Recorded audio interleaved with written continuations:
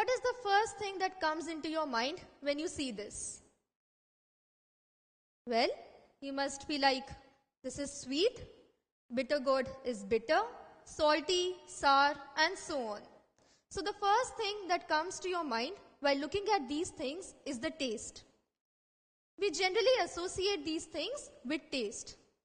So years back, when the scientists in Greece, they were trying to classify the different substances, they tried to associate the things with their taste. So they classified things according to their tastes as sweet, salty, sour, and bitter. So this was one of the early classifications for the different substances. They found out that the sour tasting things, all the sour tasting things, they showed some similar chemical properties as well. So they named the sour tasting things as acids. Acid comes from the Latin word acidus, which means sour. So all the sour tasting things, they found out that they showed the same taste, and at the same time they were showing some similar chemical properties. So all the sour tasting things at that time were named as acids, which comes from the Latin word acidus.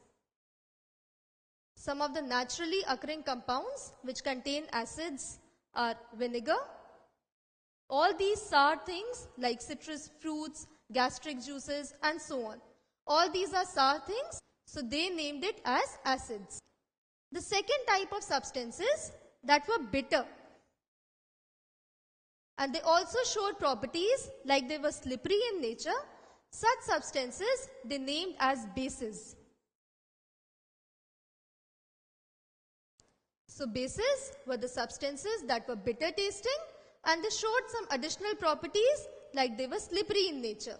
Substances like soap, oil, mustard oil, etc.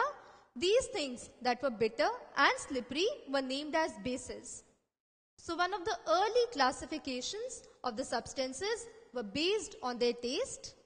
The sour tasting things were named as acids, and the bitter tasting things that were also slippery in nature at times were named as bases.